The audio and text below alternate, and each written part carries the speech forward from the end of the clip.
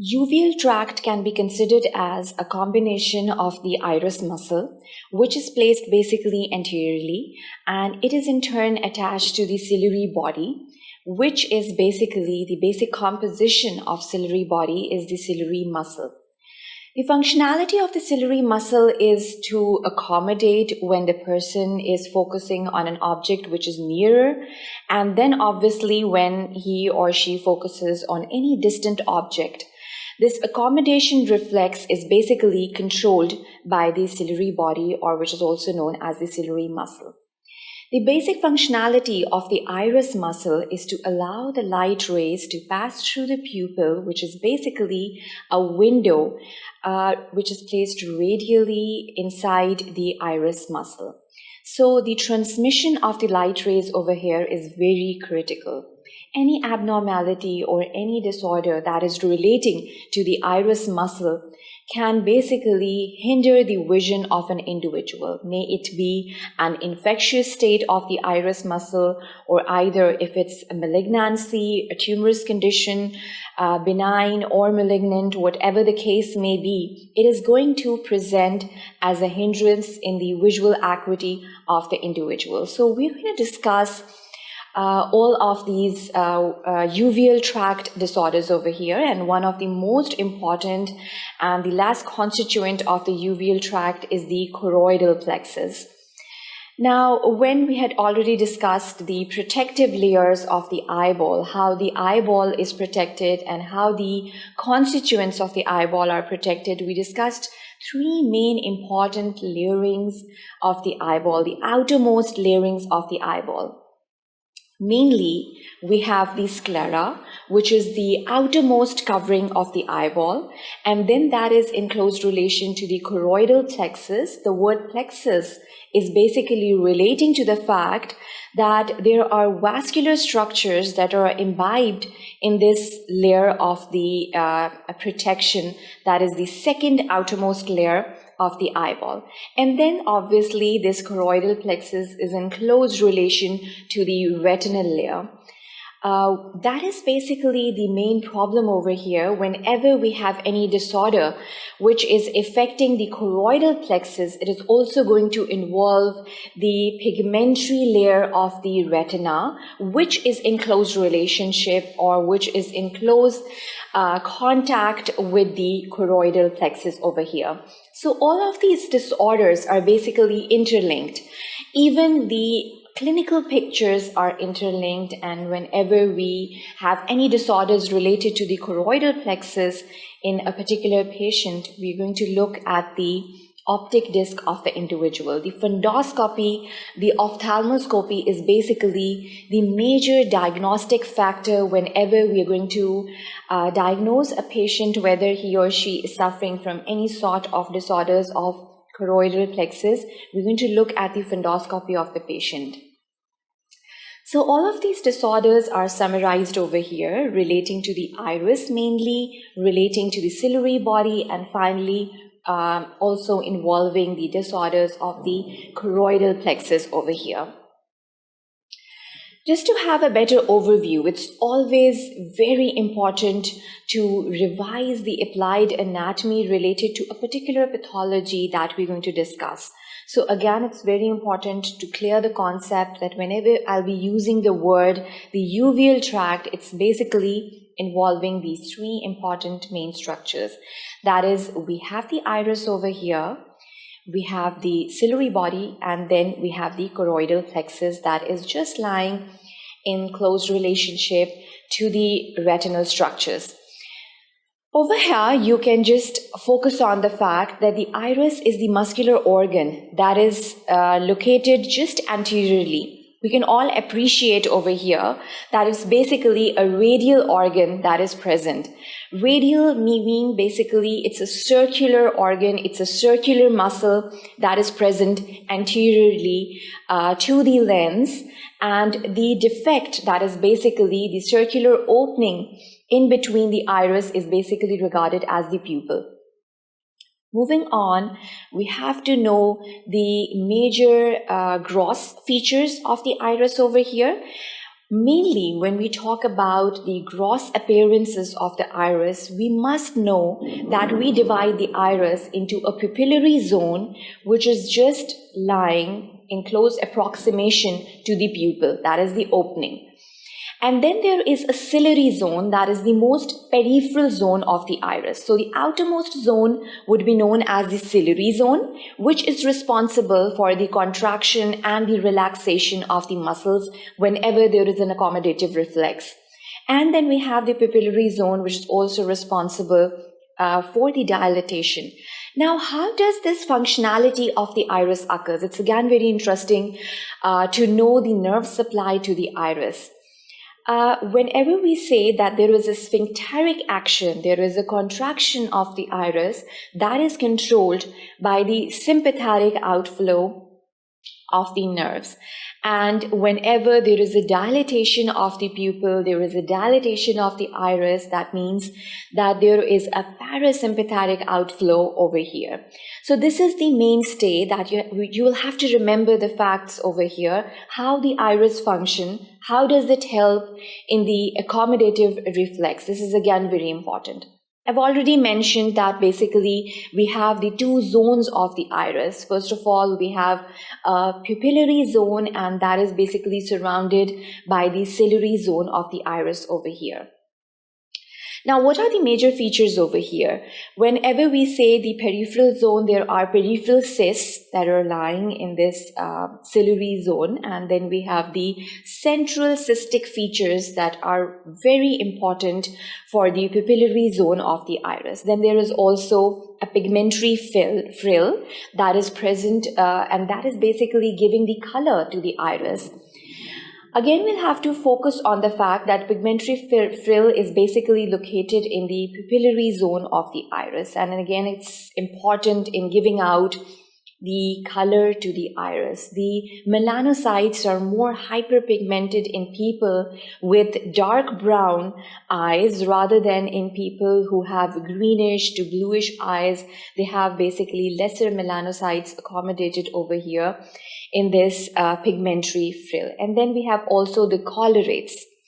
Now, what are the colorates? Colorates are also a very important feature of the pupillary zone. They are basically the crypts that are present in the pupillary zone, and these crypts are responsible again for accommodating the muscular features of the pupillary as well as the ciliary zone of the iris. So these are the major features, or whenever we have a cut section of the iris, these are the features that we're going to look for. And even when we are documenting any pathology, for instance, if there is a pathology that is related to the outer zone of the iris, we're going to regard it as the ciliary zone of the iris is affected, or the ciliary zone of the iris is in an inflammatory condition, or there is a melanocyte which was found in either in the pupillary zone or either it is located in the ciliary zone of the iris.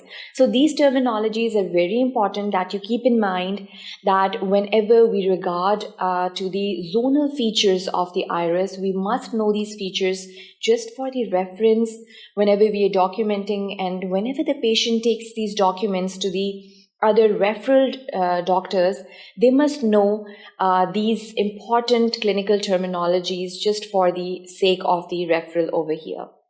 The major histological layers of the iris, they basically include an anterior limiting membrane. Then we have the anterior epithelium, we have a posterior epithelium, and then we have the stromal layer. The stromal layer is basically accommodating the sphincteric muscles as well as the dilator muscles of the iris. So these are the major histological layers of the iris that we must know and we must keep in mind. And whenever I'll be referring to these histological features, you must know which particular layer we are referring to. Then we move on to another important component of the uveal tract, which is the ciliary body. Now, as you can all even appreciate over here, this is the ciliary body. This is the structure that is regarded as the ciliary body. It's basically a continuation of the choroidal plexus. This layer is termed as the choroidal plexus, and its continuation anterior to the ora serrata. This is the rigid layer or the frigid layer which is lying over here. It's just an epithelium and is termed as the ora serrata. Anterior to this ora serrata, this choroidal plexus is termed as the ciliary body. Now, the major function of the ciliary body is to produce the aqueous humor. What is the aqueous humor? It's a liquid that is basically produced, and it's present in the anterior chamber, as well as it is present and it goes out and circulate even to the posterior chamber. As we all know, there is no blood supply which is reaching out to the cornea or to the corneal epithelium. So this aqueous humor is very important. It is even producing, or it's even transporting the nutrients to the corneal epithelium as well as the structures of the iris. So the production of the aqueous humor is very important, and then again it's very important to circulate this aqueous humor in the anterior chamber as well as in the posterior chamber.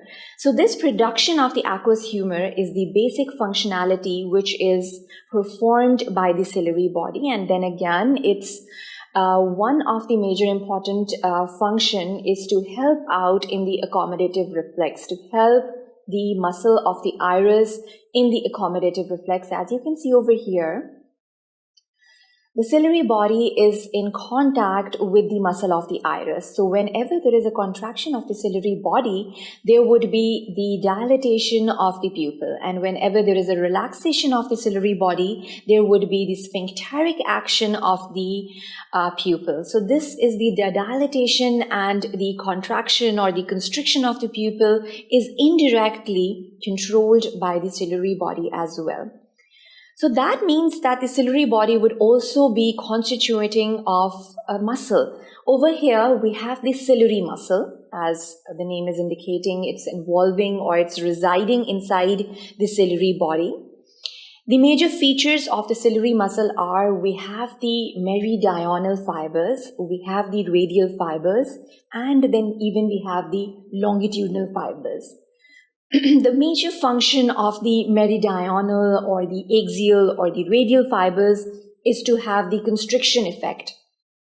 And the major function of the longitudinal fibers is to have the relaxation effect over here. So these are the basic fibers that are the major constituents of the ciliary muscle.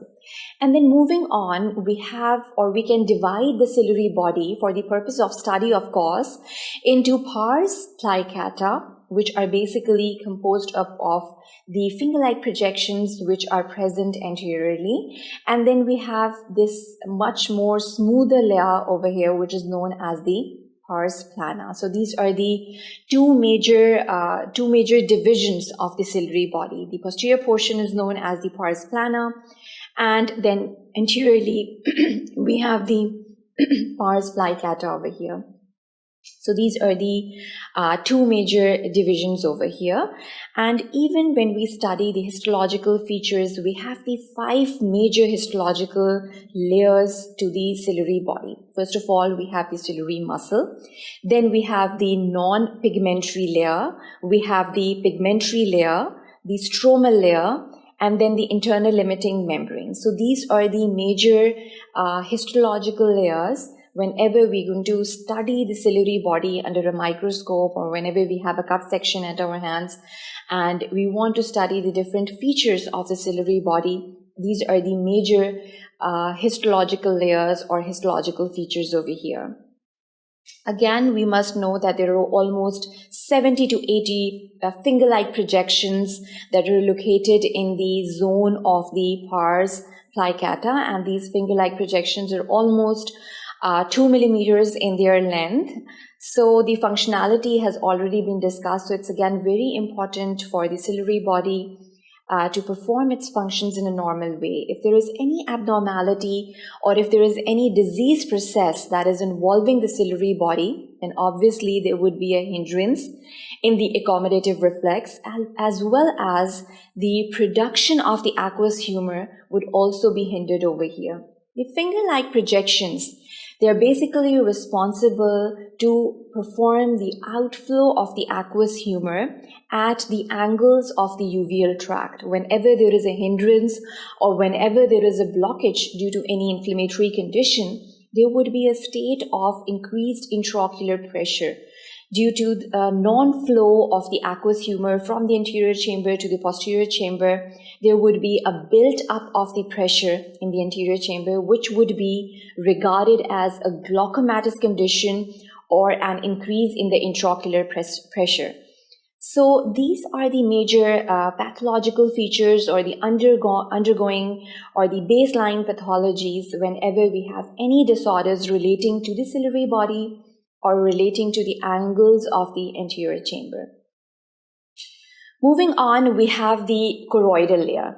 As you can even appreciate over here, this is basically the layer which is accommodating the vascular structure. It is in close relationship to the pigmentary layer of the retina. As we all know, the pigmentary layer of the retina has the rods and it even has the cones. So if this layer, the choroidal plexus, is affected, it is going to even affect the pigmentary layer of the retina, and that is basically going to affect the vision of the individual. Even when we look at the ophthalmoscopic picture, or even when we have a look at the fundoscopic picture of people or patients who are suffering from any disease process of the choroidal plexus, that would be resembling the features of the retinitis pigmentosa, having those flecks and blebs that we'd already appreciated in cases of retinitis pigmentosa. So all of these features, or even the examination of the choroidal plexus, is dependent upon the ophthalmoscopy or whenever we perform the fundoscopy in these patients.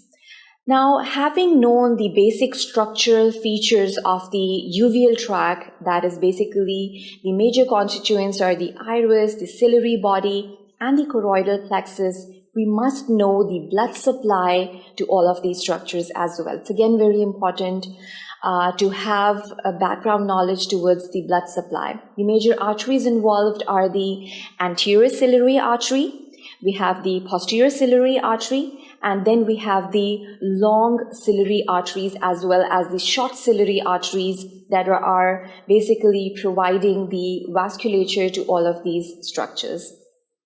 The venous drainage is finally drained into the cavernous sinuses through the ophthalmic veins, and that is basically providing the major venous drainages to these structures. So this is basically the major anatomical features of all of these structures that are involved in the uveal tract. Now, as you must have known till now, that the uveal tract is responsible for the accommodative reflex, as well as to have a complete visual acuity, to have a normal visual acuity in the individuals.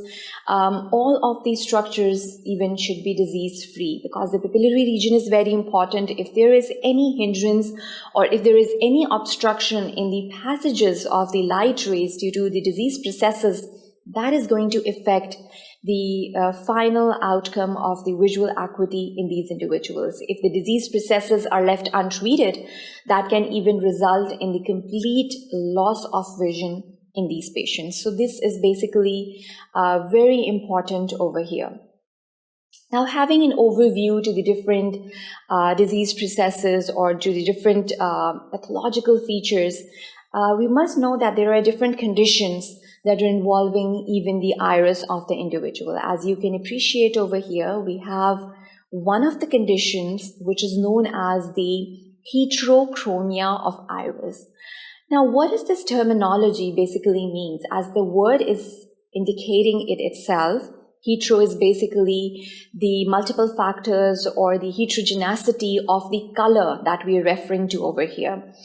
So as you can see over here, we have two distinct colors in the iris of this patient. We have this yellowish discoloration over here, and then we have this grayish bluish discoloration over here. So this two zones of the colorations over here can be regarded as the heterochromia of the iris. Now we have multiple presenting features when you are having an outpatient department, and when you're looking at the patients, you would appreciate that the people would sometimes come up to you and would complain of this condition as a congenital condition or a condition that has been present since birth, or even it can be an acquired condition.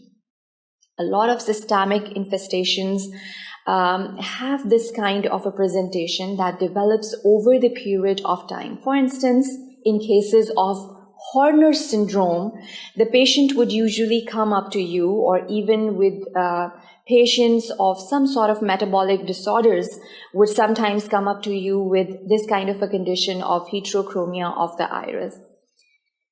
When you would be clinically inspecting this kind of a patient, you're going to have a complete examination of this patient. Either it is a condition which is present bilaterally, or if it's just a unilateral condition, and you're going to document it just in the similar way. Then again, you're going to take the history in detail. That is going to encompass, or that is going to highlight the facts, whether the patient has had this condition since birth or whether it is an acquired condition.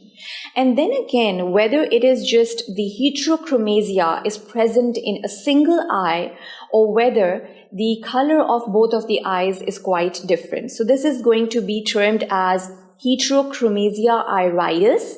And then there is a term in which both of the eyes have different colors, that is known as heterochromasia iridium. So these two terminologies are quite distinct. Whenever we say iriditis, that is basically indicating the fact that the color of the eyes is different or distinct in a single eye, as you can even appreciate over here in this clinical presentation.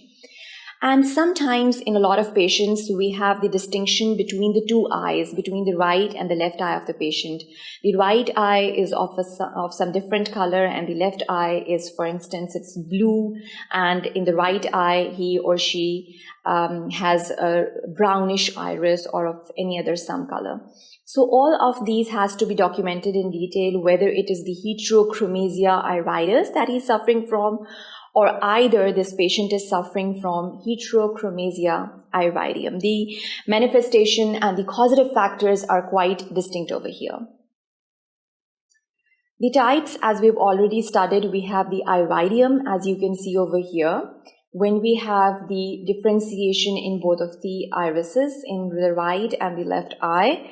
And then we have the iriditis, in which we have the distinction in a single eye as well. So this is the major distinction over here, and you can even appreciate over here that these are the differences of presentations, and you should know the terminologies over here.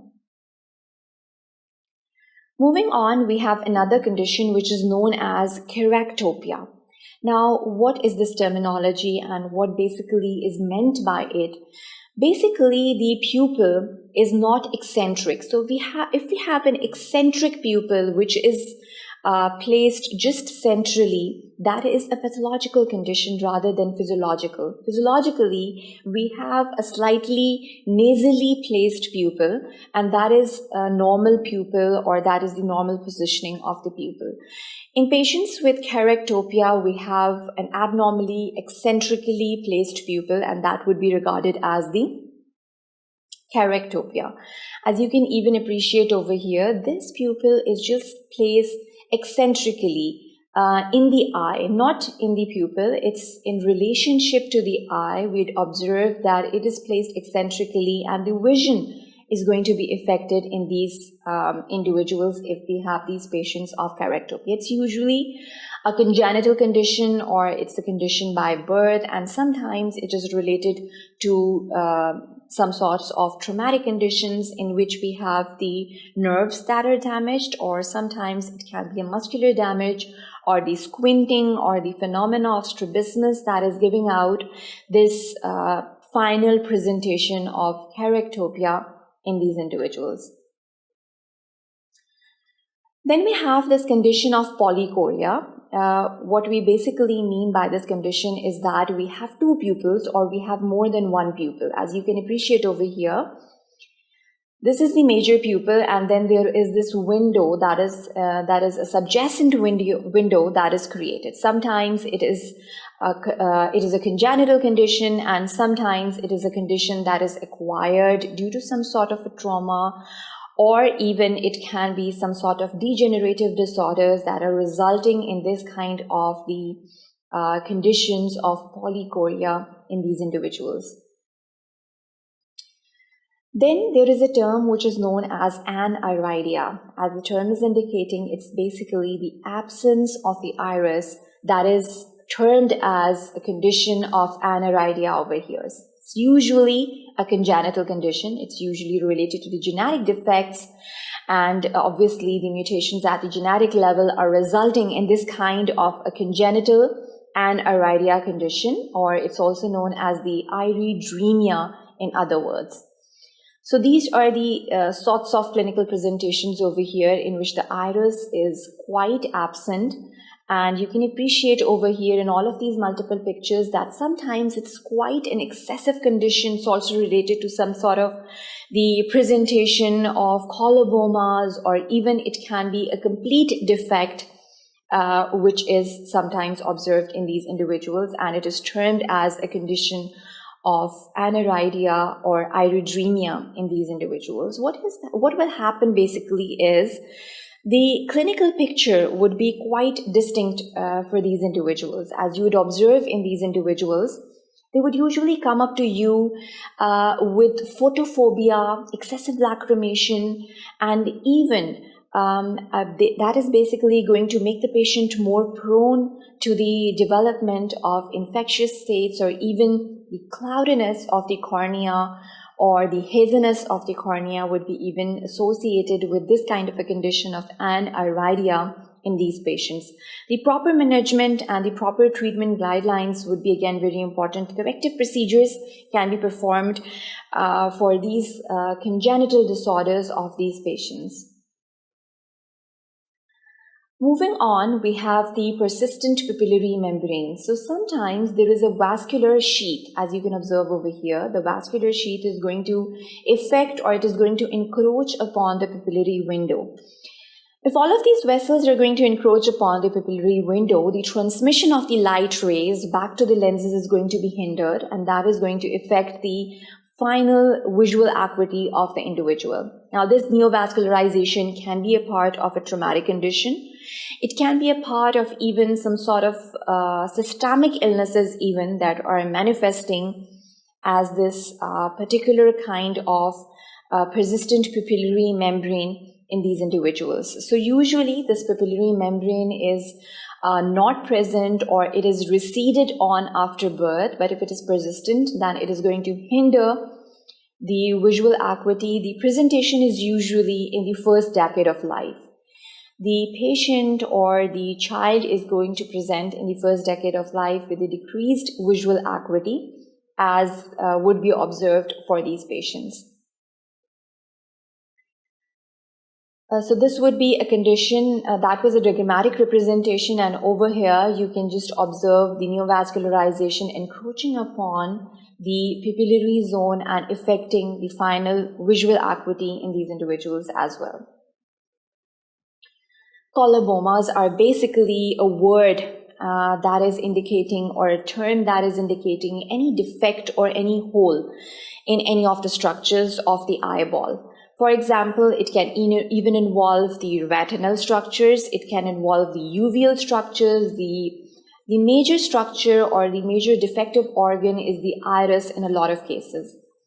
It's usually a congenital condition, and sometimes it is also related to the degenerative processes of the eye. So congenital colobomas over here, obviously these are the defects in the pupils, and depending upon the anatomical features, you would regard it, or you would term it as whether it is inferior, lateral, medial, or superior. Superior would be present right over here. It's basically a diagrammatic representation of an inferior congenital coloboma present in an individual. Now, even this kind of colobomas can be present or can be affecting the fundoscopic picture of the individuals as well. When we're going to perform the retinoscopy or the fundoscopy for these individuals, you would find these hole-like defects even in the retina of the individual. Obviously, if the defect is involving the macular, or either it is involving the region of the optic disc or the peripheries, that is going to affect the final picture in this particular patient. That is again very important over here. And we're going to focus on the fact that if it is involving the macula of the individual, that is going to affect the central vision, and the patient is going to have a peripheral vision, and there's going to be having a central scotoma. Whenever we're going to find out, or whenever we're going to carry out the visual field testings, performing the Harrison's test or whatever technique we're using for these individuals, we're going to see that the defects are going to be present centrally for these individuals that have been affected by the macular region. The types over here would consist of a typical coloboma, and then we have a complete coloboma. Finally, we have an incomplete coloboma. Whatever wall is affected, that is very important over here. If it is a complete through and through defect, that is going to be regarded as a complete colobomatous effect. And then if it is just going halfway, the defect is going halfway the iris or halfway the pupil, that is going to be known as an incomplete coloboma. And then finally, we have the atypical colobomas. If it's a combination, that is going to be regarded as an atypical coloboma. And if it's a typical coloboma or a pure coloboma, it's going to be involving the iris only. All of these are the different terminologies that are linked up to the congenital presentations of the colobomas in these individuals. Now we are going to discuss the degenerations of the iris over here. Now, obviously, these are the congenital defects sometimes, and sometimes it is the metabolic conditions that are resulting in the degenerations or the degenerative conditions of the iris over here. The simple iris atrophy, as the word is indicating, it's basically the pathological processes that are resulting in the atrophy of the iris. It can be the infectious states, the metabolic conditions, even the traumatic conditions, or either it can be the glaucomatous conditions that are contributing towards the development of simple iris atrophy in these individuals. Sometimes it's just an age-related process or the senile degenerative processes. That is the most common presentation. You would see these older aged individuals coming up to you, and when you're going to examine these patients, you would find out that there are the atrophic changes occurring at the level of the iris due to the senile changes or the senile metabolic changes that are occurring in this particular patient. The management over here is quite tricky because that is going to depend upon the underlying pathological process that is leading towards this kind of an atrophy. Then we have another type over here, which is basically the essential iris atrophy. As the name is indicating, it's basically a condition of atrophy that is arising at the level of the iris, and there are no basic causes, and it's basically idiopathic in its origin. No known causes can be related to this kind of an atrophic or an atrophied condition.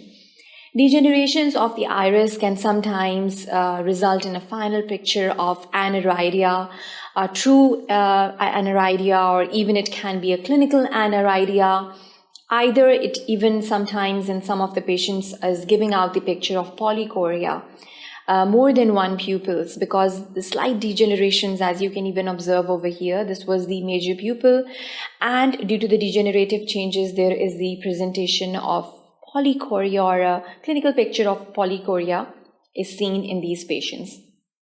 Whatever the case is, the final picture or the final complaints would be of a decreased visual acuity in these individuals. Photophobia is one of the major complaint by these patients. Excessive lacrimation and signs of irritation would also be noted down for these patients. So the final management would be also to enhance or to basically have a better outcome for these patients by placing down the contact lenses even can be prescribed for these patients just to have a protective covering over there. Then we have these conditions of iridoschisis. As the name is indicating, it's basically a condition which is related to the inflammatory or the infectious states that are going on. It can be the infections or the inflammations of the cornea, the subjacent structures that are finally giving out the picture of iridoschisis in these patients. The syncytial tissue is basically the cicatricial tissue or the scarring tissue that is formed for these individuals, and then obviously the accommodative reflex is also going to be affected. The scarred tissue is not going to perform its functions in an appropriate manner for these patients, and there often the final clinical picture would be of a person or a patient whose accommodative reflex is also affected as well as in these patients. Then finally, another terminology which is also known as the senile central choroidal atrophy. As the word is indicating, we are talking about the primary choroidal degenerations over here. Any abnormality of the choroidal plexus can be detected on fundoscopy or on ophthalmoscopy, and you can even appreciate over here that we'd be looking for drusens, and even these yellowish or gray structures would be, if they are including or if they're involving the macula of the individual, that is going to affect the most central vision in these patients. So any kind of the central choroidal atrophy which is associated with the age-related changes is going to be termed as senile central choroidal atrophy for these patients. Now, the picture for senile central choroidal atrophy, the diagrammatic representation, you can even appreciate over here. It is where the choroidal atrophy is involving the macular region. The picture quite often resembles or is sometimes confused with the clinical picture of retinitis pigmentosa. And sometimes this kind of a senile choroidal or the areolar choroidal atrophy is also involving slowly and gradually the pigmentary layer of the retinal epithelium. So it's again very important that the vision, the night vision would also be affected for these individuals, and that is the major complaint for these patients. Then we have the essential gyrate atrophy. This would be the fundoscopic picture of the ophthalmoscopic picture. You would see that there is a toned down effect that would be seen for these patients in the choroidal plexus on performance of the retinoscopy or when you perform the ophthalmoscopy for these patients. What is the basic pathology over here is there is the amino acid metabolism is affected for these patients of the essential gyrate atrophy. Again, it is a male predominant disease, and sometimes it is affecting the patient in the 4th or the 5th decade of life. So this is the final presentation or the final outlook for these patients. Again, it would be very beneficial if you basically correct the underlying metabolic defect for these patients. That would affect the final prognostic factors for these patients, and the visual outcome would also be quite well known for these patients. Now we have another variety for the choroidal degenerations, which is also termed as the choroidremia. It's again a metabolic disorder, a congenital condition. Again, it's a male predominant condition, and all of these are basically presenting to you. These patients usually present to you with in the 4th or the 5th decade of their lives. There is this degenerative process going on at the choroidal levels involving the retina eventually, and the final picture would be the accommodative reflexes would be affected, and the visual acuity, as well as you would observe night blindness is sometimes quite importantly associated with this condition of choroidremia. Then we have the myopic chorioretinal degenerations. We're talking about the pathological myopia over here. And sometimes this pathological myopia this pathological short-sightedness is sometimes associated with this chorioretinal degeneration. And this is the typical picture for the chorioretinal degeneration, which is sometimes the confusional state basically is created between the presentation of retinitis pigmentosa, or either it is the chorioretinal degenerations. Both of these degenerative processes can sometimes be interlinked, and it's sometimes a mixed picture that is presented clinically. Then we have secondary choroidal degenerations. A lot of secondary systemic conditions can even present as choroidal degenerations in the outpatient departments, whatever the case is. We must know how to investigate, how to carry out the baseline investigations for these patients, and just to jot down the major points, what are the systemic conditions that can correlate to the choroidal degenerative processes over here in this patient. So the final management or the final treatment would be dependent upon the final diagnosis in this patient or the underlying pathological process over here. So in this lecture, basically, we summarize the major disorders that can be related to the uveal tract. Basically, the uveal tract is regarded to when we consider the iris as well as the ciliary body, the anatomical features of the choroidal plexus, and what can go wrong with all of these anatomical features. Some of these conditions are congenital. On the other hand, we have a lot of acquired conditions, and even some of the systemic manifestations can have the disease processes presenting to you as the diseases of the uveal tract. As a clinician, you must know how to diagnose a patient to be suffering from some sort of a disorder of uveal tract, and whether this condition is associated with some kind of a systemic condition or not. The clinical features should be well versed with, as well as the management guidelines are also discussed over here in this lecture. So that is the end of this lecture. Thank you for watching sqadia.com.